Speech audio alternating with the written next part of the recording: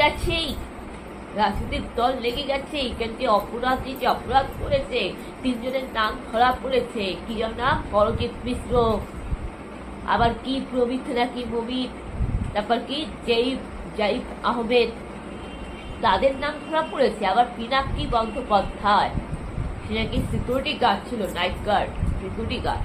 ভাবুন, এই 4 জনের নাম ধরা পড়েছে। আরো 17 জনকে নাকি পুলিশ জেরা করছে।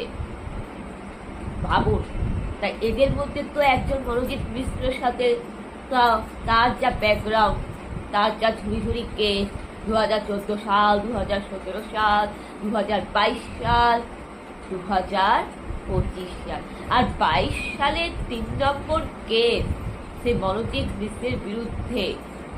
তিনি নাকি একজন ছাত্রীকে শ্লীলতাহানি মারধর করেছিল। ভাবুন, যে কিনা কসবা ল কলেজে এইবার 2025 সালে কসবা ল কলেজে হবু আইনজীবীকে রেপ করেছে, অত্যাচার করেছে, সেই অপরাধী কিনা 2022 সালে কলেজের ছাত্রীকে শ্লীলতাহানি মারধর করেছে। তখন তার নামে মানে আইপিসি ধারায় 370, 498 মানে এরকমই কিছু একটা ধারায় মামলা দায়ের হয়েছিল, এফআইআর হয়েছিল, কিন্তু পুলিশ গ্রেফতার করেনি। তার মানে কি দাঁড়াচ্ছে? যেহেতু পুলিশ গ্রেফতার করেনি, একজন অপরাধী যখন শ্লীলতাহানি করছে, মহিলাদের উপর অত্যাচার করছে, একজন অপরাধী ক্রাইম করছে, যখন তার নামে যখন এফআইআর দায়ের হয়েছে, তার নামে কেস হয়েছে, তখন পুলিশের তো উচিত ছিল তাকে গ্রেফতার করা, তার তো শাস্তি পাওয়া উচিত ছিল, তার তো অবশ্যই সাজা হওয়া উচিত ছিল। কিন্তু কি হয়েছে? পুলিশ তো তাকে গ্রেফতার করলো না। আর দেখুন তার ফলাফল এই বর্তমানে ভোগ করতে হলো এই হবু আইনজীবীকে। পুলিশ যদি তখন তাকে গ্রেফতার করতো, যেহেতু তার নামে একটা অভিযোগ রয়েছে যে মহিলাদের শ্লীলতাহানি করা, মারধর করা, 2022 সালে আপনি কেসটা দেখবেন, খবরেও দিয়েছে, প্রত্যেকটা নিউজ চ্যানেলে দিয়েছে, পেপারও দিয়েছেন। আপনি খবরের কাগজ পড়ুন, আপনি নিউজ চ্যানেল দেখুন, এমনকি আপনি ফেসবুকেও দেখতে পারেন। 2000 খবরের সালে আপনি দেখবেন 2022 সালের নিউজটা দেখবেন। আপনি টিভির নিউজ দেখুন না, আপনি প্রত্যেকটা নিউজ দেখুন, প্রত্যেকটা খবরের কাগজ পড়ুন, নিউজ পেপার পড়ুন, এবং গতকালের নিউজ পেপারটা ভালো করে পড়ুন। মানে 30শে জুন থেকে শুরু করে 1 জুলাই, আজকে 2 তারিখ, আজকে 2 জুলাই, আপনি 30শে জুলাই থেকে শুরু করে 1 জুলাই আর আজকে 2 তারিখ, মানে গতকালের পেপার, তার আগের দিনের খবরের কাগজ থেকে শুরু করে আজকের বর্তমানের আজকের পেপারটা আপনি খুলুন, আপনি পড়ুন, প্রত্যেকটা পাতাগুলা খুঁটে খুঁটে পড়ুন। আর নিউজ চ্যানেল দেখুন, ফেসবুকেও তো অনেক নিউজ চ্যানেল দেয়, ফেসবুকে তো অনেক খবর নিউজ ভাইরাল হয়। গতকালের নিউজগুলা দেখুন, দেখবেন প্রমাণ হচ্ছে যে অপরাধী মনোজিৎ মিশ্রের বিরুদ্ধে ঝুড়ি কেস, বার্ডিং কেস, 6টা কেস ঝুলছে। তার মানে 2022 সালের কেসটা দেখুন, 2022 সালের কেসটা আপনি দেখুন, দেখবেন একজন কলেজ ছাত্রীকে শ্লীলতাহানি, মারধরের অভিযোগ করা হচ্ছে। তাই তখন যদি পুলিশ গ্রেফতার করত, তাহলে আজ বর্তমানে কসবা যদি মনোজিৎ মিশ্রকে যদি গ্রেফতার করত পুলিশ প্রশাসন, তাহলে 2025 সালে কসবাতে অভয়ের মতন ঘটনা ঘটত না। বন্ধুরা, আপনারা তো বিচার বুদ্ধি আছেন, বিচার নিয়ে কথা বলুন, আপনারা বিচার দিয়ে কথা বলুন। তাহলে ভাবুন, তার বিরুদ্ধে আন্দোলন, প্রতিবাদ করা উচিত। মালবাজার শহর কি করছে? বসে আছে। কিসের এত ভয় মালবাজার শহরে? কিসের এত ভয়?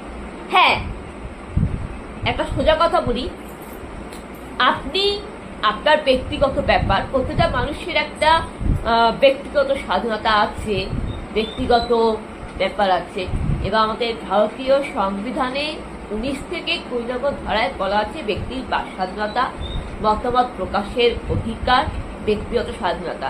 সেই অনুযায়ী আপনার সেই আর্টিকেল 19 থেকে 21 আর্টিকেল ভারতীয় সংবিধান, সেখানে আপনি চাইলে আপনি যে কোনো কাউকে আপনি ভোট দিতে পারেন, আপনি যাকে ইচ্ছা ভোট দিতে পারেন, আপনি যে কোনো নেতা আপনার প্রিয় হতেই পারে, আপনি সেই নেতাকে আপনি ভগবান মানতে পারেন, সেটা আপনার ব্যক্তিগত ব্যাপার। আপনি কোন রাজনৈতিক দল করবেন বা আপনি কোন পলিটিক্স করবেন সেটা আপনার ব্যক্তিগত ব্যাপার। আপনি চাইলে আপনি মোদিকে ভালোবাসতে পারেন, সেটা আপনার ব্যক্তিগত ব্যাপার। আপনি আপনার কাছে মমতা দিদি আপনার প্রিয় হতে পারে, সেটা আপনার ব্যক্তিগত ব্যাপার। আপনার কাছে বুদ্ধদেব বাবু আপনার প্রিয় হতে পারে, সেটা আপনার ব্যক্তিগত ব্যাপার। আপনি যাকে খুশি আপনি ভালোবাসতে পারেন, সেটা আপনার ব্যক্তিগত ব্যাপার। তারা ভারতীয় সংবিধানে 19 থেকে 21 নম্বর ধারায় ব্যক্তির ব্যক্তিগত স্বাধীনতা, বাক স্বাধীনতা, মতামত প্রকাশের অধিকার রয়েছে, গণতান্ত্রিক অধিকার রয়েছে। প্রত্যেকটা নাগরিকের একটা গণতান্ত্রিক অধিকার রয়েছে। সেই হিসাবে আপনার কাছে আপনি যাকে ইচ্ছা আপনি ভোট দিতে পারেন, আপনি যাকে খুশি আপনি সমর্থন করতে পারেন, যে কোনো নেতা আপনার প্রিয় হতে পারে, সেটা আপনার ব্যক্তিগত ব্যাপার।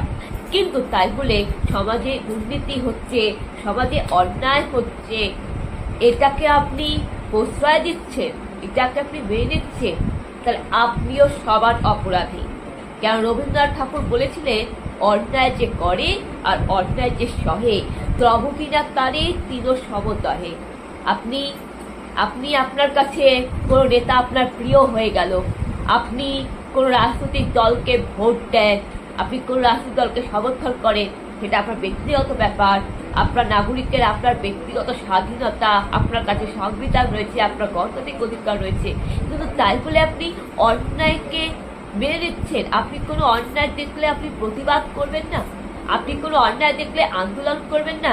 সেই যে মেয়েটির সাথে যে অন্যায় হয়েছে, একবারও কি আপনাদের উচিত ছিল না? আমাদের তো উচিত সেই মেয়েটির পাশে দাঁড়ানো, সেই মেয়েটিকে সহযোগিতা করা, সেই মেয়েটিকে সাহায্য করা, যাতে আমরা উই ডিমান্ড জাস্টিস, আমরা জাস্টিস চাই, উই ডিমান্ড জাস্টিস। সেই মেয়েটিকে রেপ করা হয়েছে, সেই মেয়েটিকে ধর্ষণ করা হয়েছে, খুন করার চেষ্টাও হয়েছে, তাকে হকি স্টিক দিয়ে মাথায় বাড়ি মেরেছে। ভাবুন, সেই মেয়েটি যদি মরে যেত তাহলে আমাদের রাজ্যে কি হতো? দ্বিতীয় অভয়া হতো। সেই আর্যিকরের কাণ্ডের কথা আমরা ভুলিনি, আমরা তিলোত্তমাকে ভুলিনি, আমরা অভয়া দিদিকে ভুলিনি। কিন্তু ওটা ছিল কর্মক্ষেত্রে, হসপিটালে একটা অন ডিউটি ডাক্তারকে করা হচ্ছে। আর আজকে কি দেখাচ্ছে? আজকে শিক্ষাক্ষেত্রে হবু আইনজীবীকে কলেজে পড়তে আসা ফার্স্ট ইয়ারের কলেজ ছাত্রীকে রেপ করা হচ্ছে, তাকে হকি স্টিক দিয়ে মারা হয়েছে। তাহলে ভাবুন, রাজ্যের দ্বিতীয় অভয়া হতে যাচ্ছিল।